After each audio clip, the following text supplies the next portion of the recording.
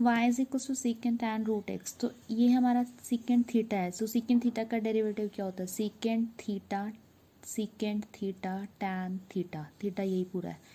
Okay, अब हमें इसे थीटा का डेरिवेटिव लेना है विद रिस्पेक्ट टू एक्स ही करना है, क्योंकि सारी स्टोरी एक्स में ही है। या सब्सटीट्यूशन से करोगे, सब्सटीट्यूशन से नहीं करना तो डायरेक्ट तरीका बता रही हूँ। तो d by D x of tan root x करना है। अगले स्टेप में इतना छोड़ दिया हमने, ये दोनों पार्ट एज इट इज़। इसका डेरिवेटिव क्या होगा? टैन का। टैन का होता है सीकेंट स्क्वायर थीटा। अभी भी थीटा हमारा बच गया, अभी भी कॉम्पोजिशन है, रूट एक्स है, तो d by D x of root x. Till last you have to take derivative. जैसे फैक्टराइजेशन में हम लास्ट तक फैक्टराइज करते होते थे, ऐसे ही इसमें लास्ट तक, यानी कि पहले सीकेंट थीटा, फिर थीटा का डेरिवेटिव, फिर थीटा के अंदर फिर से कोई एंगल है उसका डेरिवेटिव। तो आपने अब इसका डेरिवेटिव लेना है। Rest part as it is इसलिए मैंने लिखा नहीं यहाँ पे। रूट एक्स का डेरिवेटिव क्या होता है? 1/2 पावर रूल से एक्स पावर 1 एक पावर कम हो जाती है, मैंने शायद गलत लिख दिया। ये होएगा 1 - हाफ -1, सॉरी, हाफ -1 आना था, तो वो नेगेटिव हाफ आएगा, तो वो नीचे आ जाएगा। तो इस चीज़ को और ध्यान रखना है, ये याद कर लो कि derivative root x is 1/2 root x होता है। ये बार बार नहीं कराऊंगी क्योंकि बहुत यूज़ होता है। ऑल्टरनेट मेथड क्या था? यही क्वेश्चन है, चेन रूल से करते हैं। इसको मैंने ले लिया टी, तो वाई मेरा क्या हो गया? सीकेंट टी हो गया। टी किसको लिया हमने? टैन रूट एक्स को लिया। इसमें भी तो रूट एक्स है ना, तो इसको ले लो यू, तो यू हो गया रूट एक्स। क्या करना है? सबसे पहले देखो, इसको लेंगे हम डेरिवेटिव, डी वाई है फंक्शन टी में, तो d Y by D t. यहाँ से फंक्शन क्या है? T is equals to tan u, क्योंकि हमने इसको यू पुट किया है, तो d T by D you लेना है। और यहाँ से क्या लेंगे? D you by D x लेंगे। तो यहाँ से d you by D x की वैल्यू आपकी आ गई 1/2 रूट एक्स। अभी पीछे बताया याद करने के लिए। अच्छा, अब ये तीनों को मल्टीप्लाई कर दिया, यहाँ से जो आएगा, यानी कि यहाँ से d Y by D t आपका आएगा। सेकेंड टी का डेरिवेटिव क्या होता है? Second t tan T.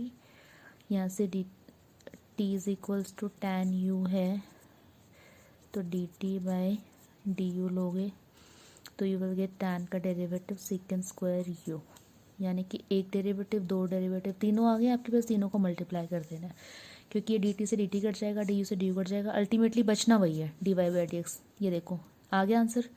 ये इजी है इस वाले क्वेश्चन में, जब बहुत ज़्यादा कॉम्प्लेक्स आता तो आप इस मेथड से जा सकते हो। अब सारे सब्सटीट्यूशन को रीसब्स्टिट्यूट करना है। टी आपका क्या था, फिर आपका जो यू था उसकी वैल्यू डालोगे, और जहाँ पे यू की वैल्यू आई थी वो सारी आपने, जैसे यहाँ पे टी की वैल्यू डाल दी, टैन रूट एक्स थी, यू आपका क्या था? रूट एक्स था, हमने रूट एक्स डाल दिया, रेस्ट एज इट इज़। तो this is your answer. Now I have y is equals to cos x cube sine square x5 u v है, प्रोडक्ट रूल लगना है। This you can do yourself and take help from this if you need. So okay, I have question y is equals to twice of root cot x square. Again composition function है, cot x square को ले लो T, और x square को ले लो you. पहले देखो T हमने लिया, इसको टी किसको लिया? कॉट एक्स स्क्वायर को। फिर से कॉम्पोजिशन है, इसको यू पुट कर दो। स्टेप बाय स्टेप चलते जाओ, पहले इसको सब्सटीट्यूट किया, फिर जो जिसको सब्सटीट्यूट किया उसमें देखो कुछ कॉम्पोजिशन तो नहीं है तो उसको भी पुट कर दो। तो टी आ गया, यू आ गया, वाई आ गया। D Y by D T लेना है with respect to T, D T by sorry हाँ D T by D you लेना है, और D you by D X लेना है। So you will get these three results, multiply these three and re substitute the value as per requirement. The most important question of this exercise, बहुत लोग छोड़ देते हैं इसको। F of X is equals to mod x minus 1, prove that function is differentiable at x is equals to 1। Differentiable कब होता है? Recall it, जब left hand derivative right hand derivative के इक्वल हो जाता है। तो सबसे पहले तो बाइफर्केशन आनी चाहिए। कैसे करते हैं मॉड फंक्शन की? जो ये क्रिटिकल पॉइंट है इसको इक्वल टू 0 करो, तो क्रिटिकल पॉइंट आपका 1 आ गया। तो इसका ग्राफ देखो कैसे बनेगा, 1 के लेफ्ट के लिए, 1 के राइट के लिए। 1 के लेफ्ट के लिए नेगेटिव है, तो 1 के लेफ्ट के लिए नेगेटिव है तो नेगेटिव कर दिया फंक्शन को, 1 के राइट के लिए पॉजिटिव है तो पॉजिटिव कर दिया। ये सबको आता ही होगा आई थिंक, नहीं आता तो भैया इसकी भी क्लास ले लेना। Talk to me in personal chat, I will send you the lecture for this. Okay, तो अब हमें प्रूव क्या करना है कि इट्स नॉट डेरिवेबल। हमें प्रूव करना था कि इज नॉट डिफरेंशिएबल। तो नॉट डिफरेंशिएबल है तो हम क्या करेंगे, left hand derivative right hand derivative को दिखा देंगे कि these two are not equal. तो कैसे करें, लेफ्ट हैंड डेरिवेटिव लिया 1 नेगेटिव, तो 1 नेगेटिव के लिए फंक्शन हमारा क्या डिफाइंड है, 1 नेगेटिव के लिए जो फंक्शन आपका डिफाइंड है वो ये वाला पार्ट है। तो यानी कि जहाँ पे x है वहाँ पे आप क्या लिख दोगे, 1 माइनस एच।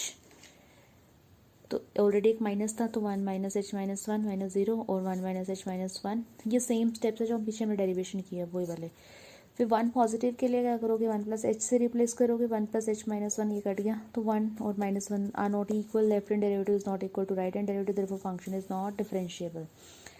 अब आता है असली फंक्शन, ये भी बहुत इंपॉर्टेंट है आपका। जिन्होंने 11th में नहीं किया प्लीज़ उसको दोबारा से मेरे से क्लास ले सकते हो इसकी, पर कर लेना। Prove that greatest integer function defined by f of x is equals to this is greatest integer function 0 to 3 है, not differentiable at x is equals to 1 and 2। 1 पे मैं करके दिखाऊंगी, 2 पे आप मुझे करके दोगे। मैंने किया हुआ है बट आपने, मैं एक्सप्लेन नहीं करूँगी। तो ग्रेटेस्ट इंटीजर फंक्शन की डेफिनेशन क्या होती है, अगर मैं स्मॉल इंक्रीमेंट लेती हूँ, जैसे मेरा ग्रेटेस्ट इंटीजर फंक्शन 1 है तो 1 के कॉरेस्पॉन्डिंग वैल्यू 1 ही आती है, बट अगर आपका 1.9 है तो 1 आता है, 1.4 है तो भी 1 आता है। ये कैसे पता चला हमें, इसमें होता है कि इस केस में इससे लेसर इंटीजर क्या हो गया, 1 0, 1.9 से लेस यही होंगे ना, 1 0 माइनस 1, इन सब में से जो ग्रेटेस्ट है 1। सिमिलरली इस केस में लेसर इंटीजर क्या आएंगे, 1 0 एंड सो ऑन, बट उन सब में से ग्रेटेस्ट तो 1 ही आएगा ना, इसलिए ऐसे लेते हैं। अदरवाइज आप ये याद रख सकते हो, f of c plus h है, इंक्रीमेंट लेते हो तो सी ले लेते हो, बट अगर सी माइनस एच ले रहे हो तो सी माइनस 1 हो जाता है। अब ये सी माइनस एच वाला क्या सीन है, सपोज आपका 1 है, 1 में से आपने 0.1 माइनस किया, ये हो गया, तो 1 में से 0.1 जब आप माइनस कर रहे हो तो यू आर गेटिंग 0.9, तो 0.9 के कॉरस्पॉन्डिंग इससे लेसर इंटीजर क्या होंगे, इससे आगे नहीं जाना, हमेशा लेफ्ट मूव करना है। एक 0 हो गया, माइनस 1, उन सब में से ग्रेटेस्ट क्या है, 0 है ना, तो इसलिए हम एक इंटीजर बैक मूव कर जाते हैं। यानी कि अगर c प्लस एच कुछ हल्का सा इंक्रीमेंट है तो हम c पे जाएंगे, यानी कि इंक्रीमेंट है तो 1 प्लस 0.1 है तो भी 1 लेते हैं, बट 1 माइनस 0.1 है तो 0.9 आ गया, तो बैक वाले इंटीजर पे चला गया, तो c माइनस 1 कर दिया। तो अब यहाँ पे 1 माइनस एच है तो इसकी जगह क्या आएगा, 1 माइनस एच की जगह 1 में से कुछ माइनस कर रहे हो तो यू गेट 0, तो 1 पुट किया तो ये आपके लिमिट्स आ गए। अच्छा अब यहाँ पे 1 बाई एच आ गई लिमिट, 1 बाई एच ये भी आ गया, अभी डिस्कस करते हैं, पहले राइट निकाल लेते हैं। राइट हैंड डेरिवेटिव क्या आ गया आपका, 1 प्लस एच, तो 1 प्लस एच के केस में आपने 1 ही पुट करना है, 1, ये 0 आ गया। अच्छा ये आ गया 1 बाई एच आया था पीछे, 1 बाई एच यानी कि एच को 0 पुट करोगे तो नॉट डिफाइंड आ गया, तो नॉट डिफाइंड और 0 के नंबर भी इक्वल, तो left hand derivative is not equal to right hand derivative, therefore function is not derivable. एक चीज़ का और ध्यान रखना है, अगर 0/0 फॉर्म बनती है या इन्फिनिटी फॉर्म बनती है तो रीआइट्रेट करना होता है, हमें लिमिट्स को दोबारा से फ्रेम करना होता है।